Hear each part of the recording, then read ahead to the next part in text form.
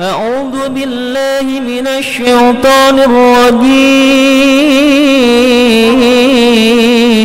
لقد جاءكم رسول من أنفسكم عزيز عليه ما عنتم حريص عليكم بالمؤمنين رؤوف رحيم. فإن تولوا فقل حسبي الله لا إله إلا هو عليه توكلت وهو رب العرش العظيم.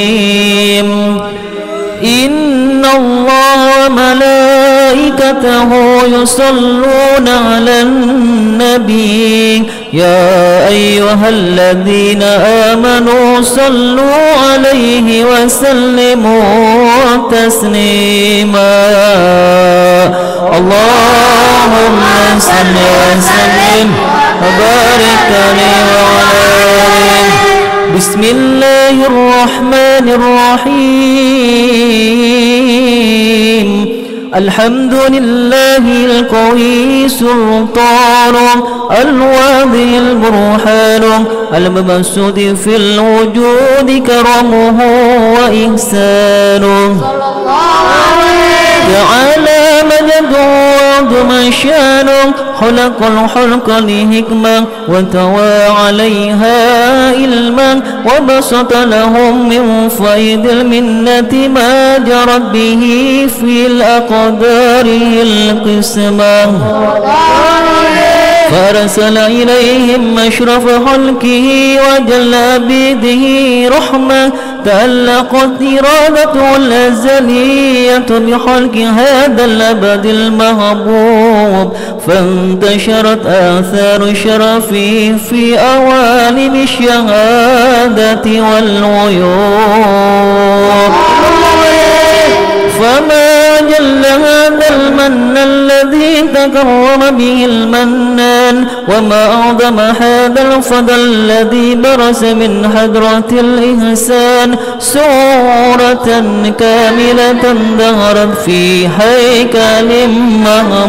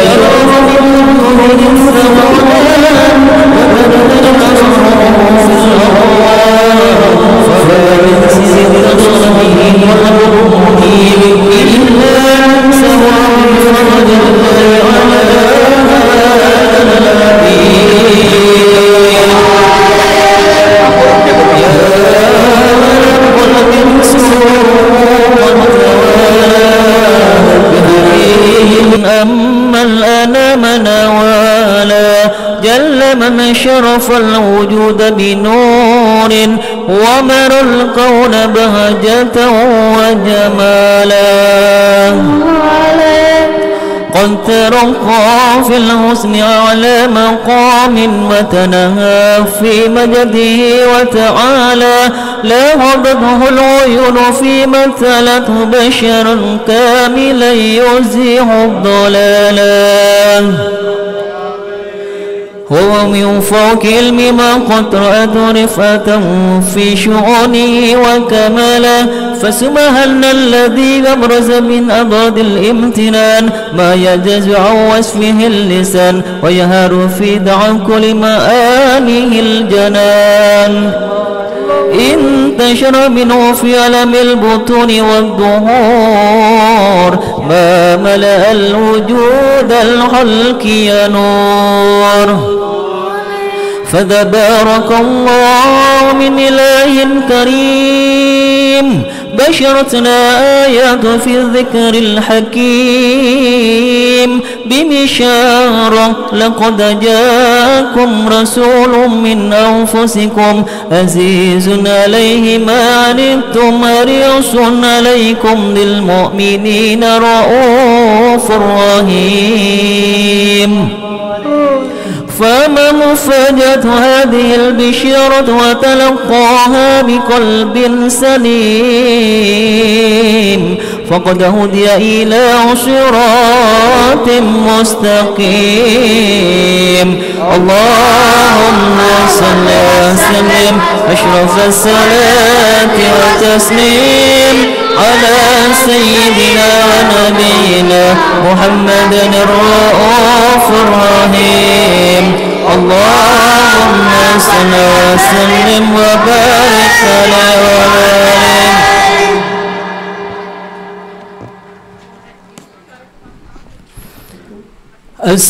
السلام عليك زين الأنبياء السلام عليك أتقى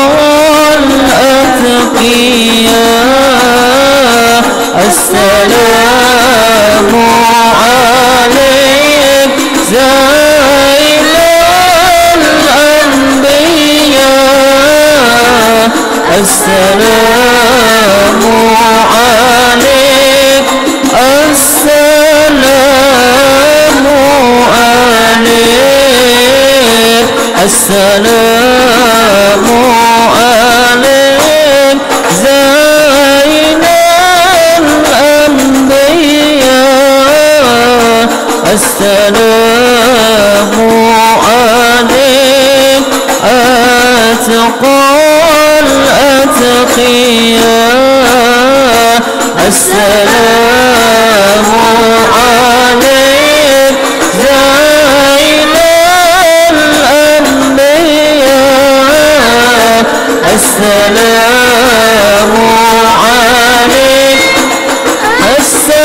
السلام عليك السلام عليك أحمد يا حبيبي السلام عليك طه يا طبيبي السلام عليك أحمد يا حبيبي السلام عليك طه يا طبيبي السلام عليك زين الأنبياء السلام عليك السلام عليك السلام عليك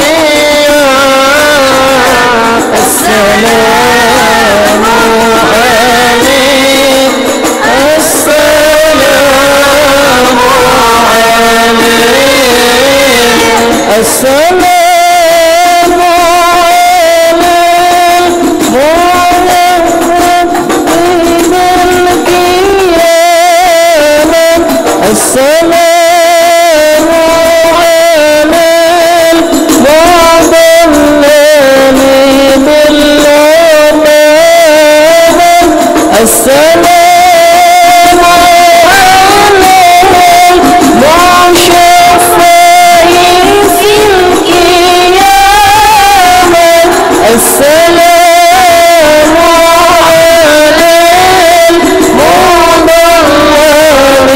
بالغمامة السلام على المتوج بالكرامة السلام عليك السلام عليك السلام عليك زين الأنبياء السلام عليك أتقى الأتقياء السلام عليك زين الأنبياء السلام عليك السلام عليك اللهم صل وسلم وبارك عليه وعلى آله.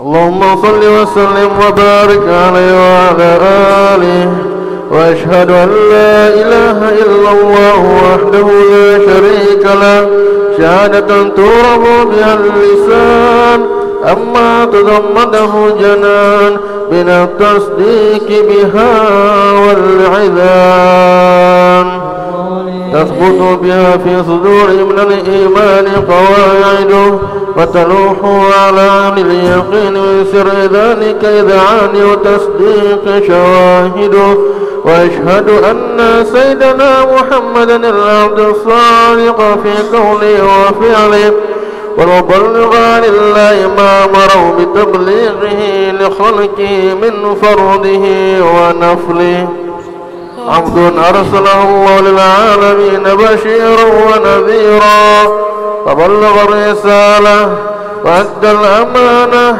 وهدى الله به من الأمة بشرا كثيرا صلى الله عليه فكان في ظلمة الجهل المستبصرين سراجا وقمارا منيرا فما عظمها من منة تكرم الله بها على البشر وما أوسعها من نعمة انتشر سرها في البحر والبر اللهم صل وسلم بأجل الصلوات وأجمعها وأزكى تحية وأوسائها على هذا العبد الذي وفى بحق العبودية ورزى فيها من خلعة الكمال وقام بحق ربوبيته في مواتن الخدمات لله وأقبل عليه غاية الإقبال صلاة يتسل يا روح صل عليه به صلاة يتسل يا روح صل عليه به يتسل بها مصلي عليه به وينبسط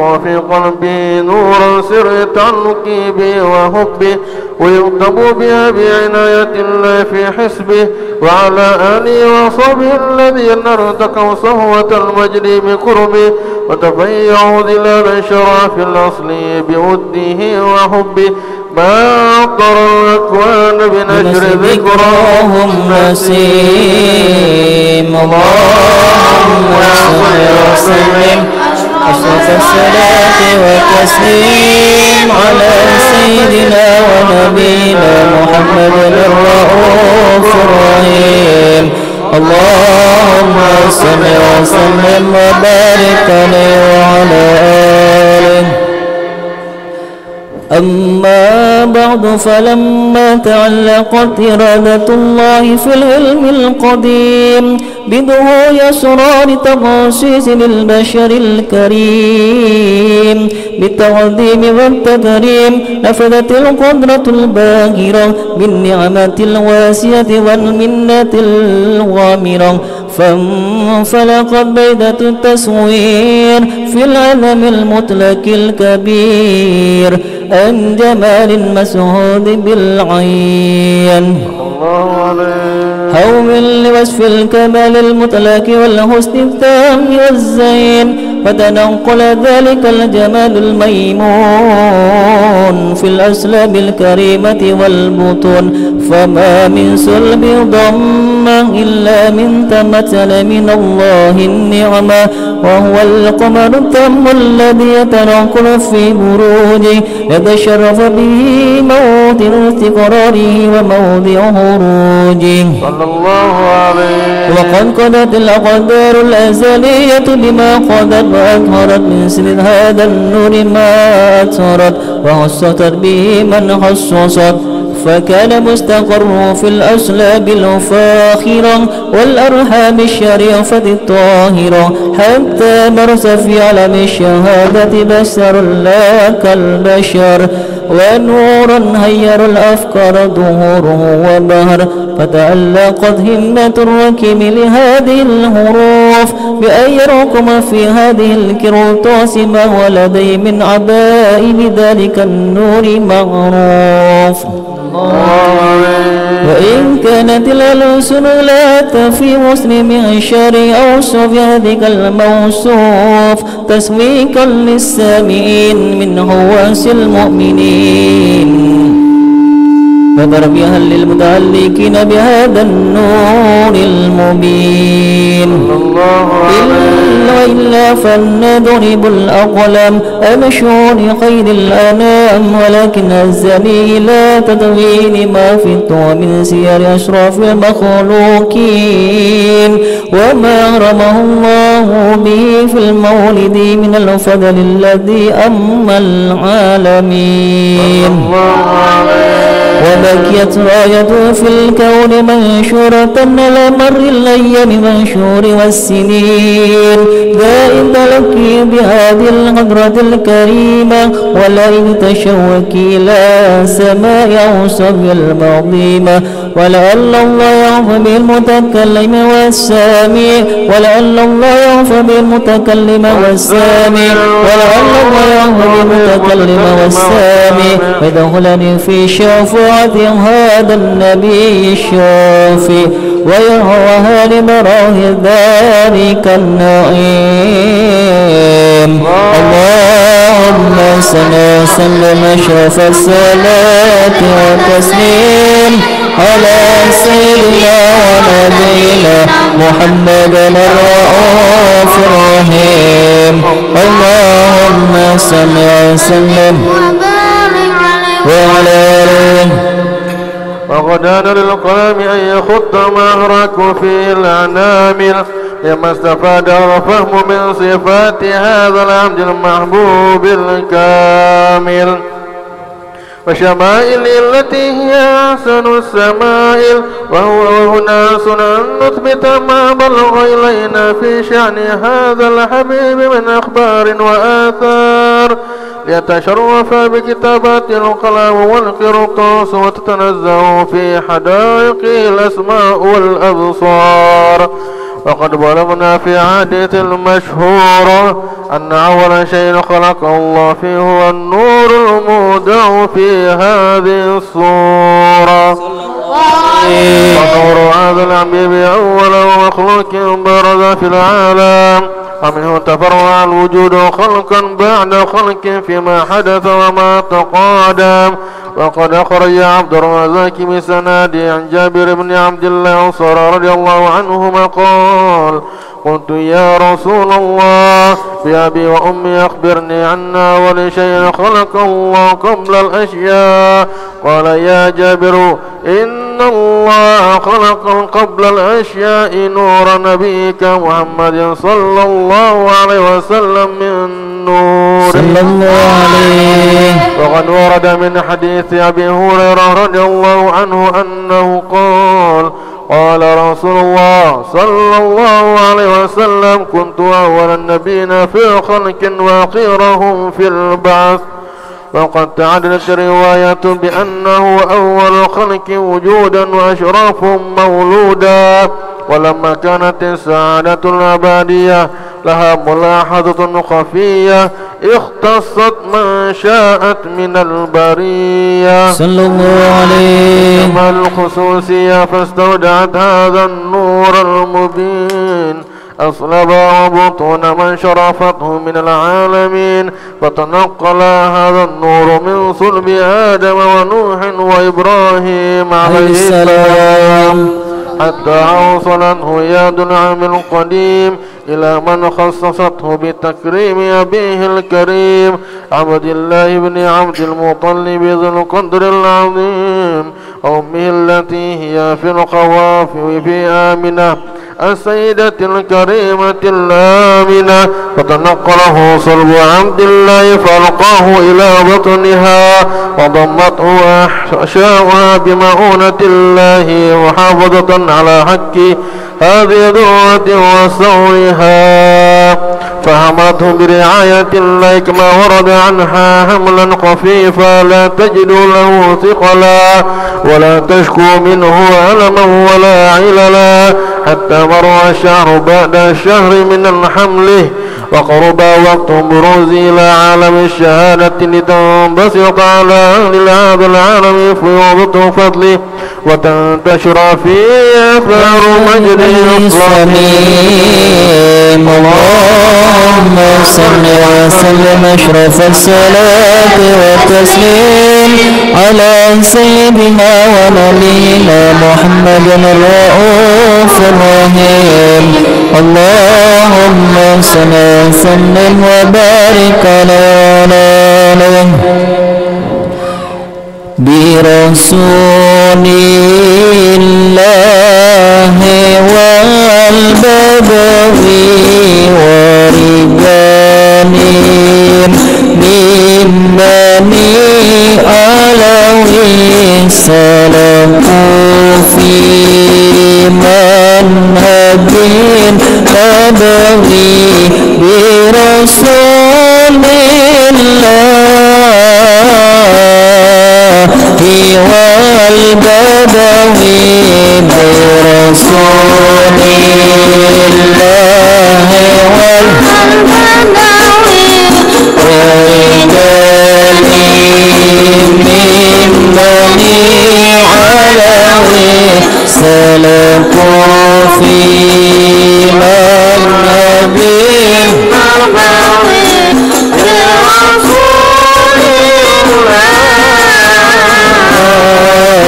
الله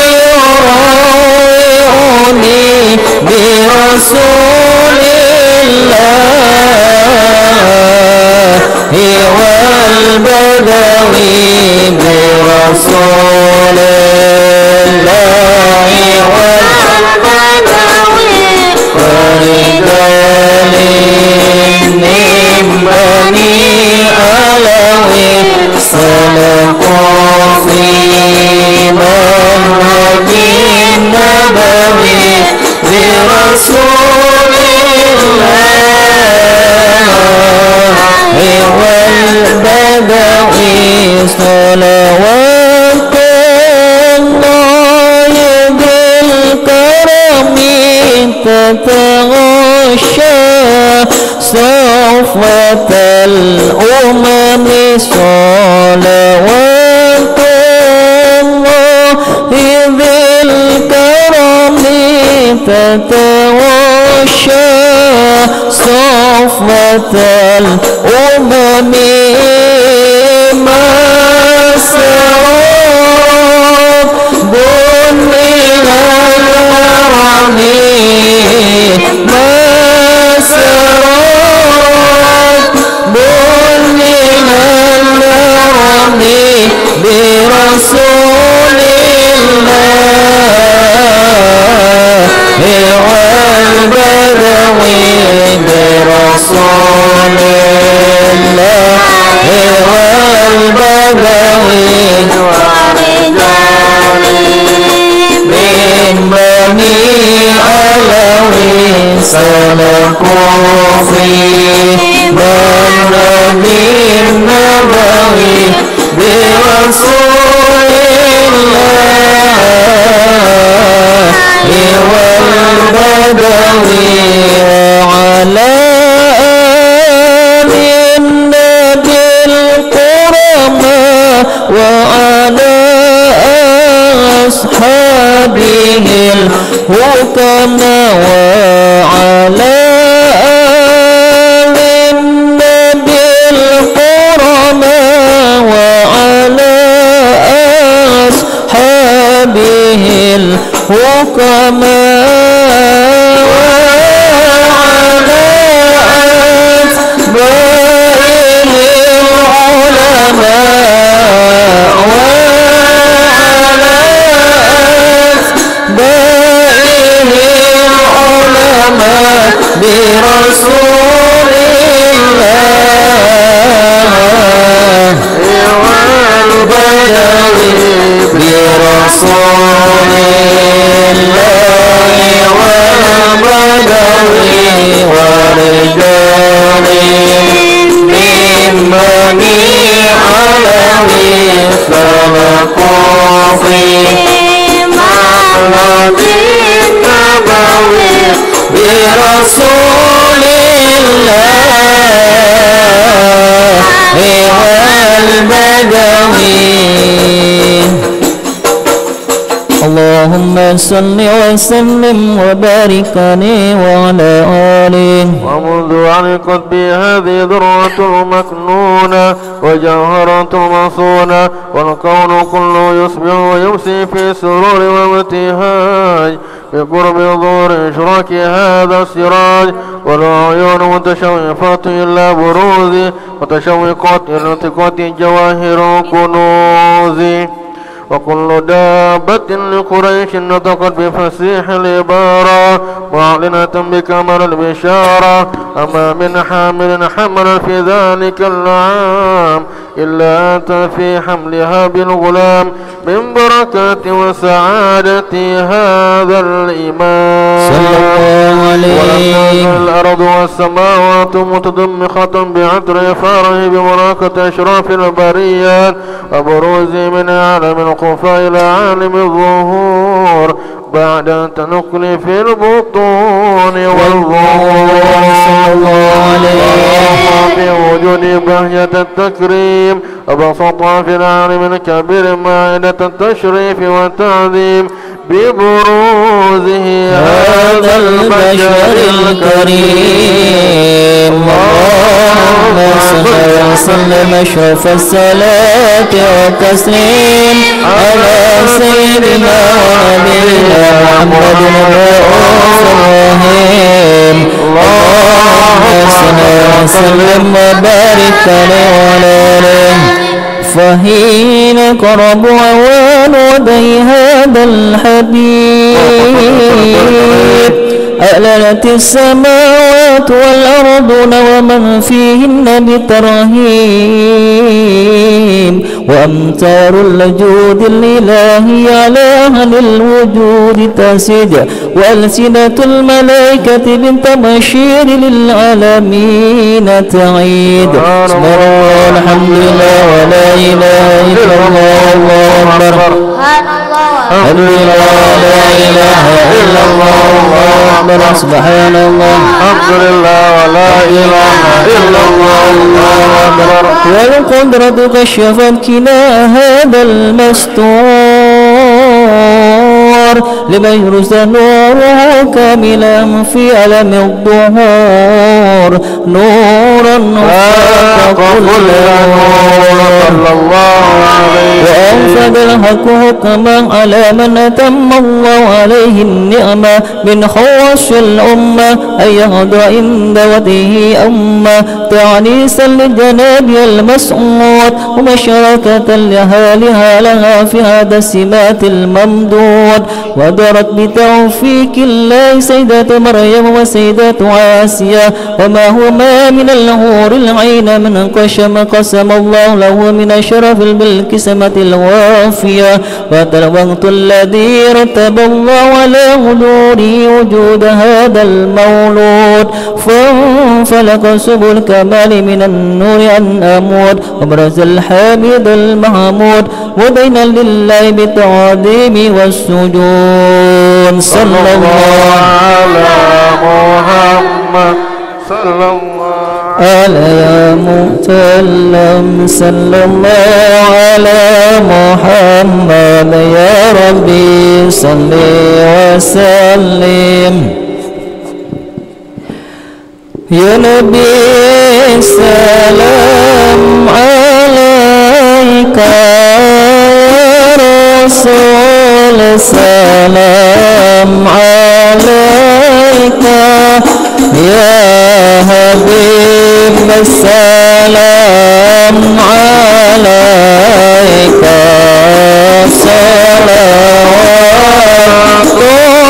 الله عليك الله يا نبي سلام عليك يا رسول سلام يا حبيب سلام عليك صلوات الله عليك أشرق الكون تهجان بوجود المصطفى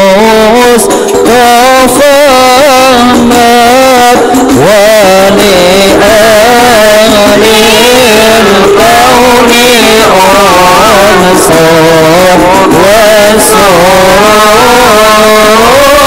قد تجدد الله يا نبي سلام عليك يا رسول سلام عليك يا حبيب سلام عليك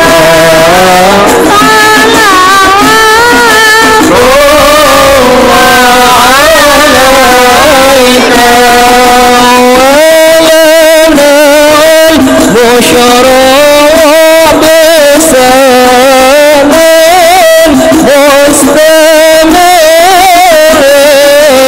ليس يوفى حيث أوتينا طاعا جمال فور المحمد الله يا نبي سلام عليك يا رسول سلام عليك يا حبيب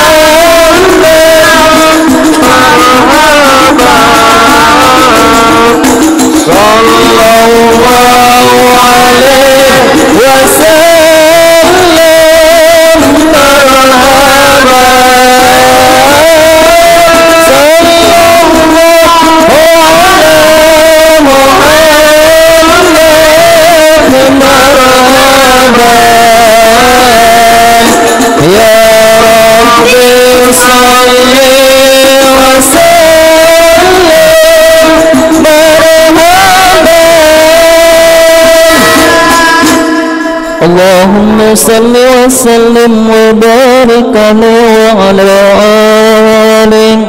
وحين برد فحين إذا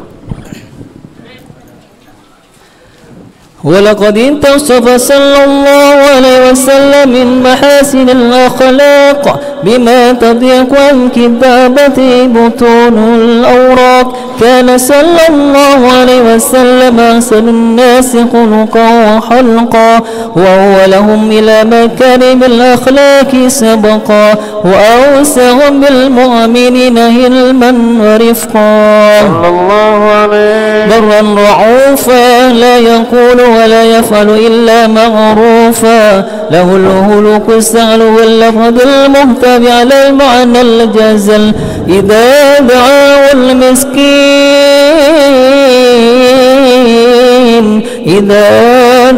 المسكين أجابه إجابة معجلة. صلى الله عليه وهو اللب الشفيع في الرحيم باليتيم والأرملة، وله مع سهولة خلقه الهبة القوية التي ترتد منها فرائس الأقوياء من البرية. ومن لفتي به تعثرت الطرق والمنازل، بأرف ذكره تطيبت المجالس والمحافل. فهو صلى الله عليه وسلم جامع الصفات الكمالية، والمنفرد في خلقه وملكه بصر في خصوصية. فما من خلق في البرية محمود إلا وهو متلق عن زين الوجود. أجملت في وصف الحبيب وشاني، وله الغلا في مجده وكمالي. أوصاف قد تعالى مددها، أخذت على نغم السهاد ناري. وقد مسد القلم في تدعويم ما فاده العلم منه وغاء مولد النبي الكريم، وحكاية عما رمى الله به هذا الأبد المقرب من التغريب والتعادي والخلق العظيم. وحسن مني أن أمسي إنة الأقلام في هذا المقام، وكرم السلام على سيد الأنام. السلام عليك أيها النبي ورحمة الله وبركاته. السلام عليك أيها النبي ورحمة الله وبركاته. السلام عليك أيها النبي ورحمة الله وبركاته. وبذلك يحسن الختم كما يحسن التعظيم، فعليه أفضل الصلاة والتسليم.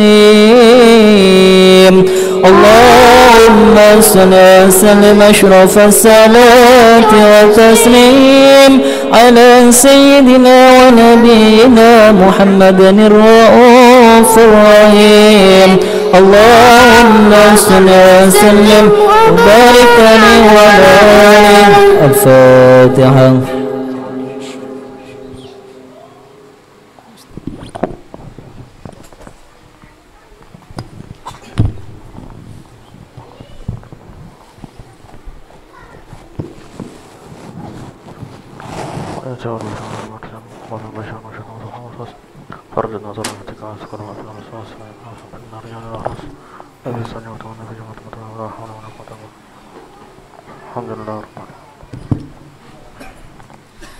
Amin amin. Bismillahirrahmanirrahim. Wassalatu wassalamu ala asyrofil anbiya'il mursalin sayyidina Muhammadin wa ala alihi washabbihi ajma'in. Allahumma ighfir lana dhunubana wa liwalidina wa liauladina wa limasyayikhina wa liikhwanina fid din wa li ashabina wa liman habbana fik wa liman ahsana ilaina wal mu'minina wal mu'minat wal muslimina wal muslimat.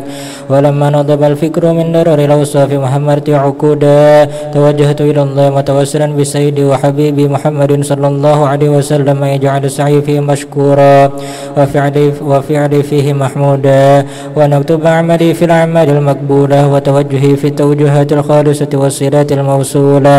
اللهم يا من إليه تتوجه الآمال فتعود ظافرة وعلى باب عزته تحط الرحال فتغشاها منه الفيوضة الغامرة. نتوجه إليك بأشرف الوسائل لديك سيد المرسلين عبدك الصادق الأمين سيدنا محمد الذي عمت رسالته العالمين أن تصلي وتسلم على تلك الذات الكاملة مستودعة أمانتك وحفيظ سرك وحامل راية دعوتك الشاملة العبد الأكبر المحبوب لك والمخصوص بالشرف الأفخر في كل موطن من مواطن القرب ومظهر قاسم إمدادك في عبادك وساقي قوس إرشادك دهر ودادك سيد الكونين وأشرف الثقلين العبد المحبوب الخالص المخصوص منك بأجل الخصائص. اللهم صل وسلم عليه وعلى آله وأصحابه وعلى حضرة اقترابه من أحبابه. اللهم إنا نقدم إليك جاه النبي الكريم ونتوسل إليك بشرف مقامه العظيم أن تلاحظنا في حركاتنا وسكناتنا بعين عنايتك وأن تحفظنا في جميع أوطارنا وتقلبتنا بجميل رعايتك وحسين وقايتك وأن تبلغنا من شرف القرب إليك وإلى حضر حبيب غاية آمالنا وتتقبل منا ما تحركنا فيه من نيتنا وأعمالنا وتجعلنا في حضرة هذا الحبيب من الحاضرين وفي طريق اتباعه من السالكين ولحقك وحقه من المؤدين ولعهدك من الحافظين. اللهم إنا لنا أطماعا في رحمتك الخاصة فلا تحرمنا وظنونا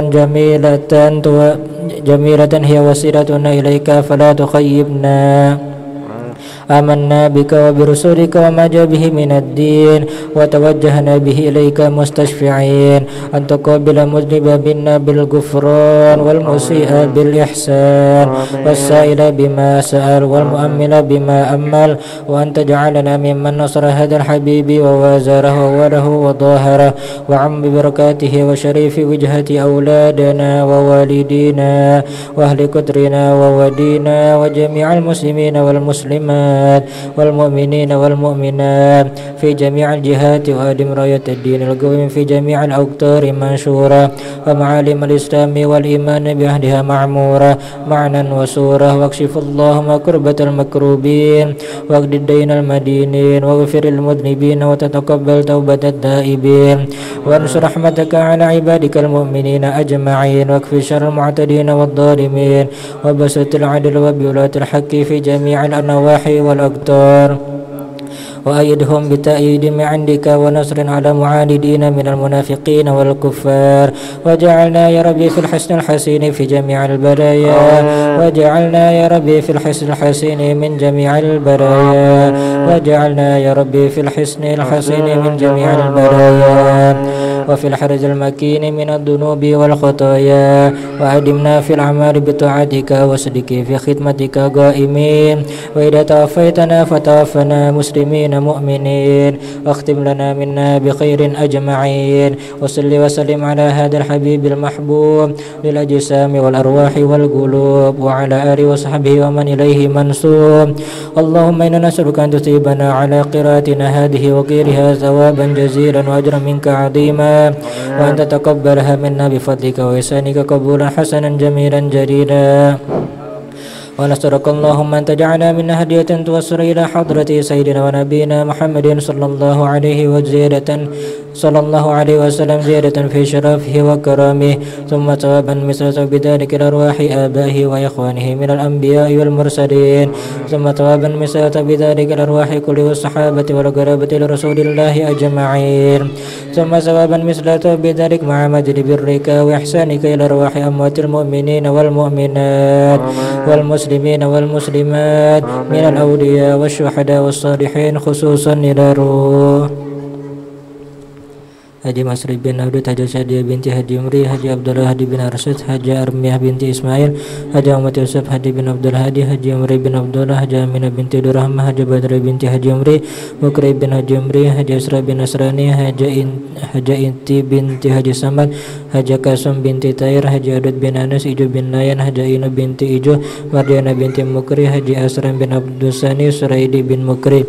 Wanita ma'naha huna bisababihi Allahumma nawwir ala kuburahum wa anzil alaihim ar-rahmata wal mahabbata was surur Allahumma fir lahum warhamhum waj'al al-jannata manazilahum wa masakinahum ya arhamar rahimin Allahumma ja'al al-Qur'ana fi kuburihim mu'nisa wa fil qiyamati syafi'a wa nin-nirati sitran aw hijaba wa ala siratin nuran fil jannati rafiqa Rabbana taqabbal minna innaka antas samiul alim wa tub 'alaina innaka antat tawwabur rahim Rabbana fir lana wa li ikhwanina الذين سبقونا بالإيمان ولا تجعل في قلوبنا غلا للذين آمنوا ربنا إنك رؤوف رحيم صلى الله على سيدنا محمد وعلى آله وصحبه وسلم سبحان ربك رب العزة عما يصفون والسلام على المرسلين والحمد لله رب العالمين.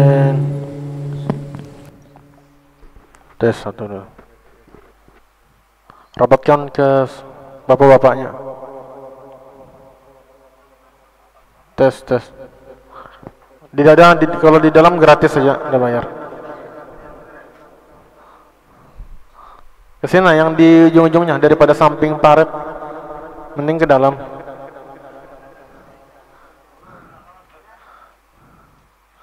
Di dalam gratis saja, tidak bayar. Yang mana Ustaz? Oke. Bismillahirrahmanirrahim.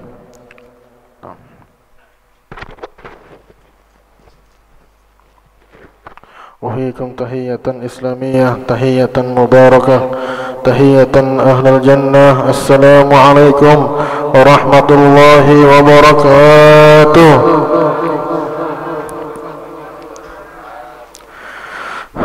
Alhamdulillah, alhamdulillahilladzi khalaqal insana min tin waja'ala naslahu min sulalatin min ma'in mahin. أشهد أن لا إله إلا الله ذو قوة المتين وأشهد أن محمد رسول الله صادق الأمين اللهم صل على سيدنا محمد سيد المرسلين وعلى آله وصحبه ومن تبعهم إلى يوم الدين أما بعد. Alhamdulillah, Allah sudah mengumpulkan kita di tempat ini, dan juga yang kita hormati seluruh sesepuh Citra Niaga. Sini ada Bapak Haji Warasono, Pak Haji Bahrani, dan Bu Hajjah Mutiah, dan yang lain-lain yang tidak dapat Al-Fakir sebutkan, dan juga seluruh asatidz, khususnya ada Ustadz Sahri dan Ustadz Lukman, dan juga yang lain-lain, dan juga habaib dan seluruh hadirin dan hadirat. Mudah-mudahan berkat kita berkumpul di tempat ini, Allah Subhanahu wa taala ampuni dosa kita, Allah Subhanahu wa taala angkat derajat kita, Allah Subhanahu wa taala lancarkan rezeki kita, Allah Subhanahu wa taala lancarkan urusan kita. Amin ya rabbal alamin. Dan terima kasih yang telah menyumbang dan membantu. Kita doakan mudah-mudahan yang menyumbang dan membantu diampuni dosanya, diangkat derajatnya, dilancarkan rezekinya, dan juga diberikan keturunan yang saleh dan salehat. Amin ya rabbal alamin. Alhamdulillah, kita sudah dikumpulkan di bulan Rabiul Awal. yang mana pada bulan Rabiul Awal di sana ada kelahirannya Rasulullah sallallahu alaihi wasallam. Tanggal berapa kelahirannya? Tanggal 12. Hari ini tanggal berapa? Tanggal 12. Pas hari ini tanggal 12 Rabiul Awal. Alhamdulillah. Secara Masehinya berapa Masehinya? Hah? Masehinya tadi itu Arabinya, sekarang Masehinya. Lain-lain kelahirannya Rasulullah. Masehinya. Hah? Ya tahan ya lain itu. Masehinya di dalam kitab Ruhaik wa Makhtum, di sana ada Syekh Muhammad Sulaiman Al-Mansur Furi. Di situ ada analisis beliau bahwasannya Rasulullah sallallahu alaihi wasallam lahir tahun Masehinya tahun 571 Masehi. Ingati tahun berapa tadi? Nah, bulannya bulan apa? Hah? Itu anu hijriahnya. Bulannya Masehinya bulan April. Siapa yang lahir April sini? Oh, angkat tangan ya saudara. Masya Allah. Tanggalnya tanggal 20 atau tanggal 21 atau tanggal 22, antara tiga itu aja. Pian pilih aja antara 20, 21, 22. Dan alhamdulillah Allah Subhanahu wa taala telah memberikan kita nabi yang jujur dan amanah. Disebutkan di dalam surah An-Najm surah ayat 3 sampai ayat 4, wa ma yantiqu 'anil hawa in huwa illa wahyun yuha. Tafsirnya apa? Disebutkan di dalam kitab Tafsir Ibnu Katsir juz 4 halaman 212. Di sana disebutkan ma yaqulu qaulan 'anil hawa wal gharab di dalam tafsir itu. Jadi Rasulullah sallallahu alaihi wasallam tidak mengatakan anil hawa wal gharab, tidak mengatakan perkataan daripada hawa nafsu atau tujuan. Paham lah? Jadi Rasulullah itu tidak berkata sesuai hawa nafsu, tidak berkata sesuai dengan keinginan, tidak berkata sesuai dengan kepentingan. Beda sama kita. Kalau kita sudah ada kepentingan gimana? Hah? Yang megang hukum ada kepentingan, hukumnya jadi tumpul. Contohnya di negeri Konoha, di Bengkuring sana. Jadi di negeri Konoha ini ada laki-laki korupsi 300 triliun.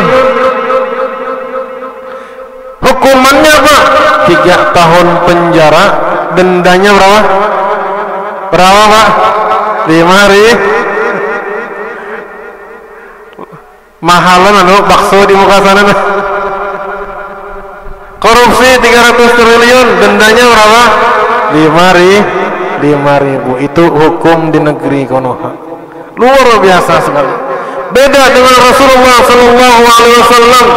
Coba buka kitab Sunan Nasai hadis nomor 4808. Di sana ada kisahnya perempuan dari Bani Makhzum. Jadi perempuan dari Bani Makhzum ini mencuri. Apa bahasa Indonesia mencuri? Maling. Sama aja Pak. Jadi perempuan dari Bani Makhzum ini maling. Dibawa perempuan ini ke hadapannya Rasulullah sallallahu alaihi wasallam. Akhirnya perempuan ini minta perlindungan sama Ummu Salamah. Lalu apa kata Rasulullah? Lau kana Fatimah binti Muhammad, seandainya yang maling itu nah anakku Fatimah binti Muhammad, laqattu yadaha, ku potong tangannya. Bayangkan aja Rasulullah itu. tidak berkata dengan hawa nafsu. Jangankan kamu minta perlindungan sama siapa aja, anakku. Kalau anakku maling, la qata'tu yadaha, aku potong tangannya ya Rasulullah. Kayak gitu. Itu harusnya penegak hukum. Jangan kalau sudah ada kepentingan beda cerita, denda 5.000. Nu kartu tek aja kan cukup lagi. Kayak mana? Nah, jadi Rasulullah Sallallahu Alaihi Wasallam tidak berkata dengan hawa nafsu dan tanpa tujuan. Dan juga in huwa illa wahyun yuha, apa yang telah diturunkan itu wahyu yang mana wahyu itu secara sempurna, tanpa dikurangi, tanpa dilebihi. Jadi apa yang ada kita yang 30 juz itu sudah lengkap sempurna. Jangan bilang yang asli itu 40 juz, enggak ada itu. Dustaing aja tuh. Lah, yang asli itu 30 juz yang ada di tengah-tengah kita itu lah. Itu namanya Al-Qur'an yang asli. Enggak ada lagi sudah yang lebih asli, itu yang asli sudah. Jadi apa yang diturunkan oleh Rasulullah dan disampaikan kepada kita itu secara sempurna. Ciri-cirinya dari mana? Bagaimana kita percayanya? Bagaimana kita percaya bahwasanya apa yang telah disampaikan oleh Rasulullah itu sempurna? Ada sebuah kisah di dalam kitab Rahikul Maktum halaman 83. Pada saat itu Ka'bah ini dihancurkan. Niatnya untuk merenovasi, dirombak. Ka'bah ini dihancurkan. Niatnya untuk apa? Merenovasi, untuk direnovasi. Sampai pada tahap akhir sisa Hajar Aswadnya aja lagi. Ini suku-suku di Mekah yang saling membantu ini, mereka berdebat 5 hari siapa yang pantas meletakkan Hajar Aswad ini ke tempatnya. Bayangkan ya, berdebat berapa hari? 5 hari. Sampai mereka suku-suku itu mau perang sudah. Ini bahasanya tuh sudah panas sudah.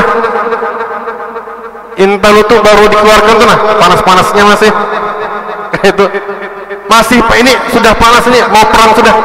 Tiba-tiba ada satu laki-laki berkata, sudah gini aja supaya tidak terjadi perang saudara, bagaimana seandainya kita lihati siapa yang pertama kali masuk masjid itu, yang pertama kali masuk dari pintu masjid itu, nah kita serahkan perkara kita dengan inya. Kayak mana? Oh, setuju semuanya. Tiba-tiba yang masuk siapa? Rasulullah Sallallahu Alaihi Wasallam. Coba lihat ini kisahnya. Nah, ketika Rasulullah Sallallahu Alaihi Wasallam masuk, apa tanggapan orang-orang kafir Quraisy dan suku-suku yang lain? Mereka berkata, hadzal amin, ini adalah orang terpercaya. Ini nah, kalau dikisahkan biasa aja, coba dipahami betul-betul, diteliti betul-betul. Seumpamanya sampai ini lagi marah luar biasa. Bahasanya tuh orang mencalonkan caleg, kalau jadi caleg itu bagaimana rasanya? marah besar pokoknya. Akhirnya datang guru kumpul di hadapan pian, ya mana? Masih marah lah. Sampai sudah marah. Kenapa? Karena guru kumpul itu di alam bawah sadar pian sudah tertulis bahwasanya guru kumpul itu orang baik, orang terpercaya. Ya, kalau seorang wali pasti sudah kayak itu. Nah, ketika Rasulullah Sallallahu Alaihi Wasallam masuk, yang mana pada saat itu sudah panas mau berperang, tiba-tiba Rasulullah masuk, berubah keadaan jadi dingin. Nah, tandanya apa? Tertulis di alam bawah sadar orang-orang Mekah di sana bahwasannya Rasulullah itu terpercaya. Itu sudah. Makanya ketika masuk, hadzal amin, hadza Muhammad radina, itu orang terpercaya. Itu Muhammad, kami ridho sama dia. Kurang apa lagi? Dari lagi panas-panasnya berbalik jadi dingin langsung. Tandanya kepercayaan orang-orang Mekah pada saat itu sudah mencapai 100% sudah sama Rasulullah. Nah, wahyu diturunkan sama orang terpercaya. Tapi ada satu permasalahan. Masalah Hajar Aswad, lah ini fokus sedikit. Masalah Hajar Aswad, orang-orang kafir rela memberikan permasalahannya sama Rasulullah. Tapi kenapa ketika wahyu diturunkan mereka tidak percaya sama Rasulullah? Kenapa?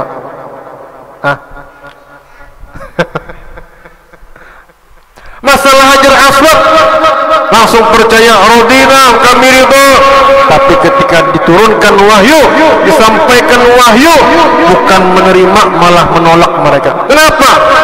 Disebutkan di dalam surah Al-Qasas ayat 56, innaka la tahdi man ahbabta walakinallah yahdi man yasha. Sesungguhnya engkau wahai Muhammad tidak bisa memberikan hidayah kepada siapapun yang kau cintai, tidak bisa. Contohnya siapa? Paman beliau. Siapa paman beliau? Abu Lahab paman beliau. Bukan Islam, non muslim, kafir, tidak beriman. Kenapa? Innaka la tahdi man ahbabta. Kamu itu tidak bisa memberikan hidayah sama orang yang kamu cintai, tidak bisa. Walakinallah yahdi man yasha. Tetapi Allah Subhanahu wa taala memberikan hidayah kepada yang Allah inginkan. Paham? Sama kayak di majelis ini. Di majelis ini secara teknologi secara logika ulun ini kada bisa narik jamaah ke sini, tidak bisa. Itu lain urusan ulun, karena hidayah bukan ulun yang memberi, bukan. Tapi sampeyan datang ke sini, kenapa? Karena Allah menginginkan hidayah buat sampeyan, menginginkan petunjuk buat sampeyan. Jadi Allah yang menggerakkan hati itu. Nah, sampeyan ini goreng nah, terbangun tiba-tiba, oh iya majelis, nah itu tanda itu sudah. Lagi capek-capeknya orang Citresnya capek semua, apalagi yang warung. Nah, bebasuhan mulai pagi sampai malam lah begawian lah. Malam-malam hadir majelis capek, rumah jauh lagi. Tapi kenapa mau hadir majelis? Walakinallah yahdi may yasha. Allah itu memberikan hidayah kepada yang Allah kehendaki. Nah, sekarang kita masuk kepada pembahasan di zaman sekarang. Nah, jadi ada sebuah pertanyaan, bagaimana hukum jika seseorang ragu dalam membatalkan sholatnya? Contohnya, ulun beri gambarnya. Contohnya, waktu mau masuk waktu zuhur, Allahu Akbar, Allahu Akbar. Biasanya kalau sudah siang-siang makan siang. Niat sudah mau makan siang, sekalinya tidak ingat, langsung sholat, Allahu Akbar. Ketika di dalam sholat, oh iya belum makan siang tadi itu, maka sudah mesen di warung hikmah lagi. Aduh, kayak mana ini? Nah, lalu dia mengatakan, batalkan aja kah? Enggak ya? Batalkan aja kah? Enggak ya? Nah, ragu kayak gitu nah. Terdut tuh bingung antara membatalkan dengan enggak. Antara membatalkan dengan enggak. Batalkan aja kan enggak. Nanti nih diambil orang, nanti pesanannya nih lama lagi nunggunya. Nanti THS enggak dingin lagi sudah. Bingung. Batalkan kah enggak? Batalkan kah enggak? Nah, bagaimana hukumnya? Disebutkan di dalam kitab Ghayatul Munah halaman 386, daripada salah satu yang membatalkan salat wa taradduru fi qat'iha, yaitu ragu pada memutus salat. Taraddud bi an taraddada fi qat'is salati aw istimrar fiha. Dia itu ragu antara memutusnya atau meneruskannya. Paham? Gambarannya kayak tadi sudah. Masuk waktu sholat, kada ingat makan, maka sudah pesan di warung hikmah lagi. Salat Allahu Akbar. Oh iya tadi sudah pesan, aduh kayak mana ini? Ini salat ini lanjutkan, endakkah lanjutkan, batalkan kan, enggak batalkan kan, enggak. Nah, itu namanya taraddud antara meneruskannya atau memotongnya. Nah, maka di situ hukumnya salatnya sudah batal. Ngerti? Sama kayak kemarin ta'liq fi qad'iha. Kayak apa namanya? Kita seumpamanya punya anak. Ingatlah sampai kemarin tuh yang masalah anak. Kita salat Allahu Akbar. Tangga kita ini pembukaan, anak mainan situ. Kita salat dalam hati kita ini, kalau anakku jatuh aku batalkan salatku. Nah, ketika kita menggantungkan niat itu dengan batal salat, itu salatnya langsung batal sudah. Jadi menggantungkan batal niat atau ragu dengan membatalkan niat, nah di situ sudah batal salatnya sudah. Nah, jadi hati-hati. Nah, itu yang pertama. Lalu selanjutnya, nah ini lucu sedikit. Bagaimana hukumnya menertawakan orang kentut?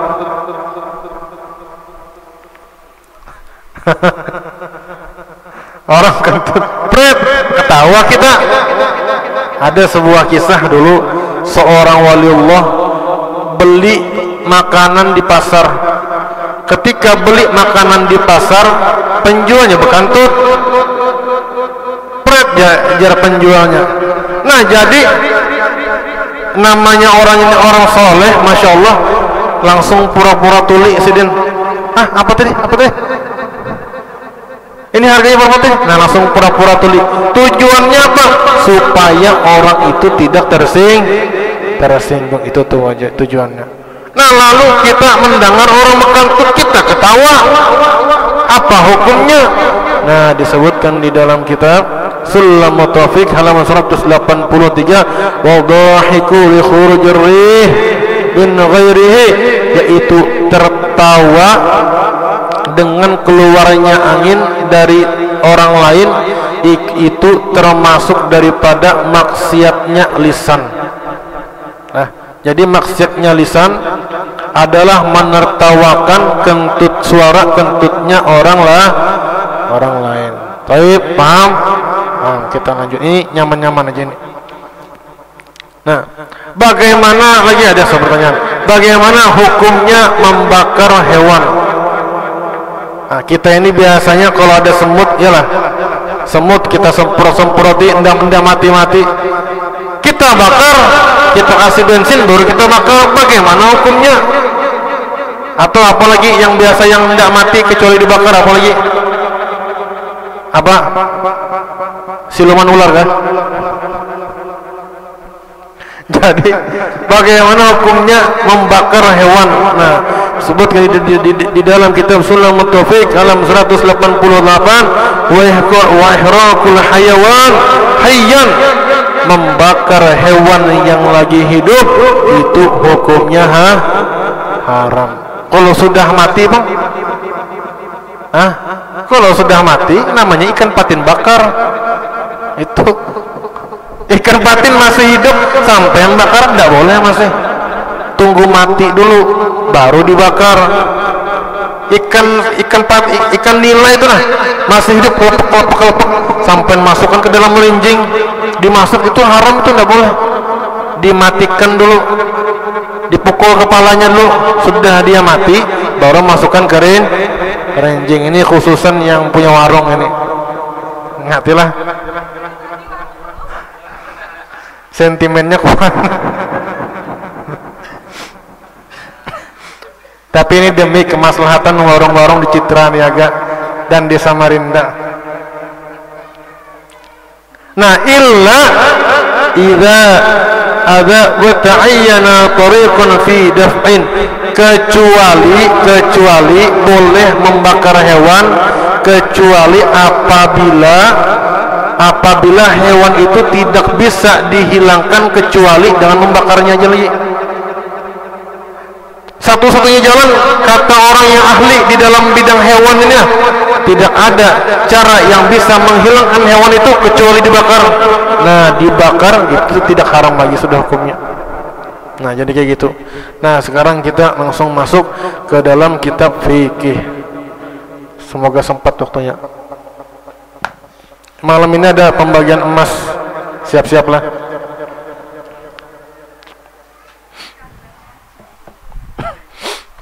Nah, di sini ada sebuah hukum.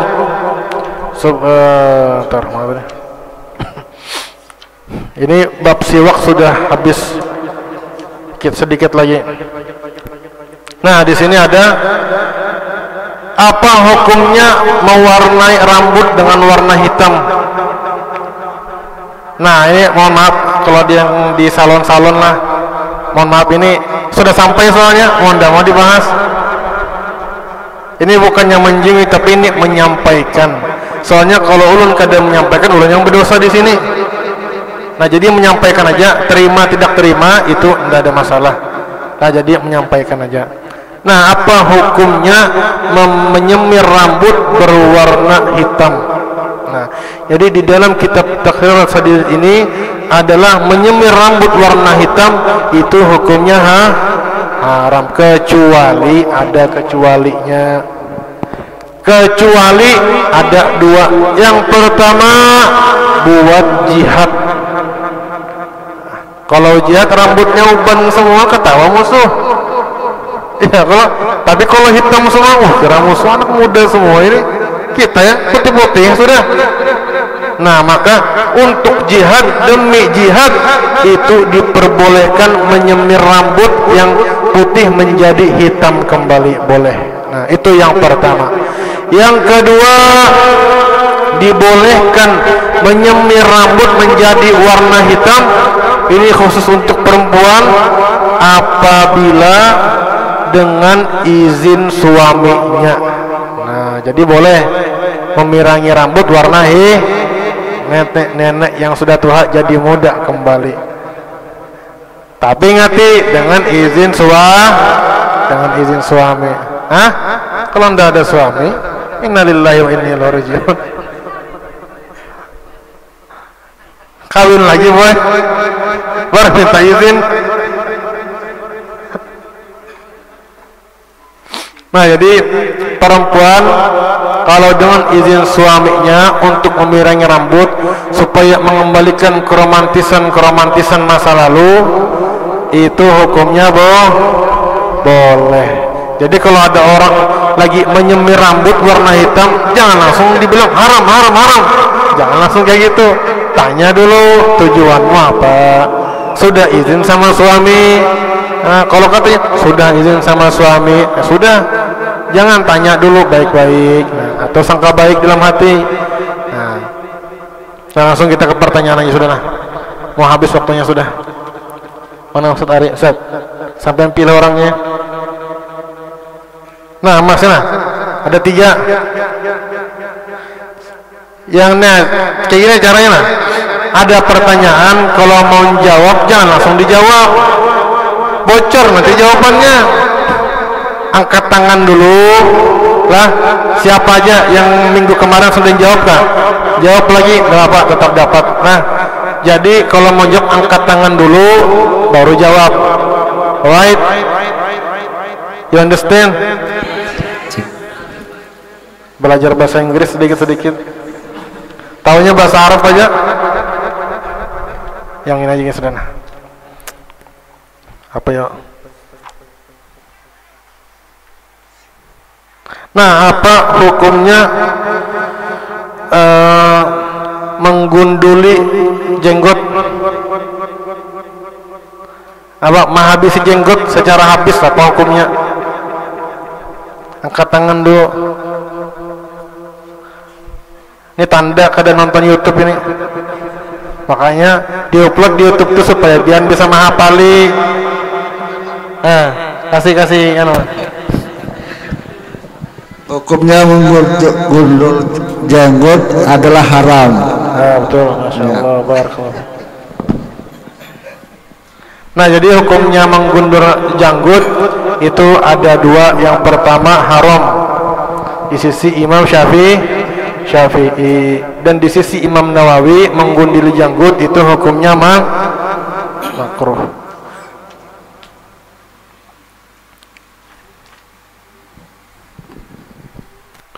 Nah, bagaimana caranya memotong kuku? Mulainya dari mana? Tutupnya angkat tangan dulu, jangan langsung. Yang mana Pak Haji Warsono? Tunjuk sampai yang mana tuh? Yang paling belakang katanya. Maju Bu, maju Bu. Tertibnya. Belum kasih mic lo. Sampai maju sini Bu.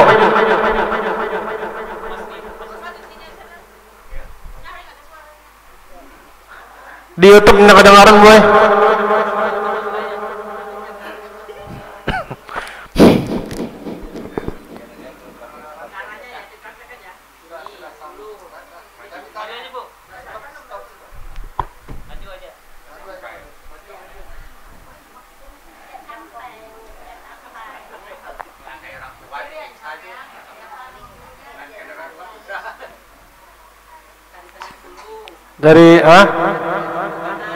Dari jari telunjuk, baik, habis itu, ya,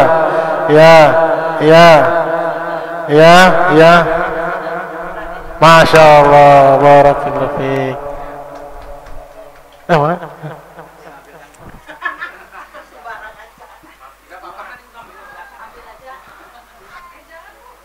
Kasih. Oh, laki suaminya. Pakilkan suaminya.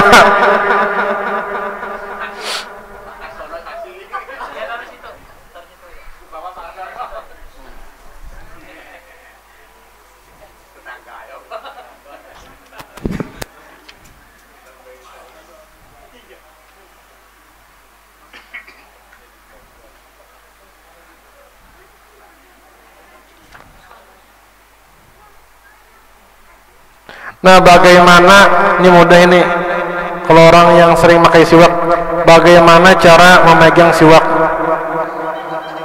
Yang mana Ustaz? Yang mana tunjuk loh. Yang belakang. Nanti minggu depan dah mau lagi duduk di muka ini dan di belakang.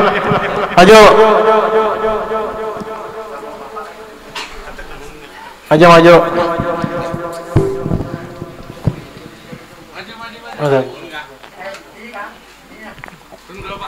Ya. Pegangnya seperti ini nah. Nah, ya Masya Allah, barakallahu fiik.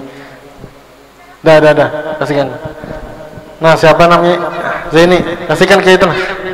Ini hadiahnya nah.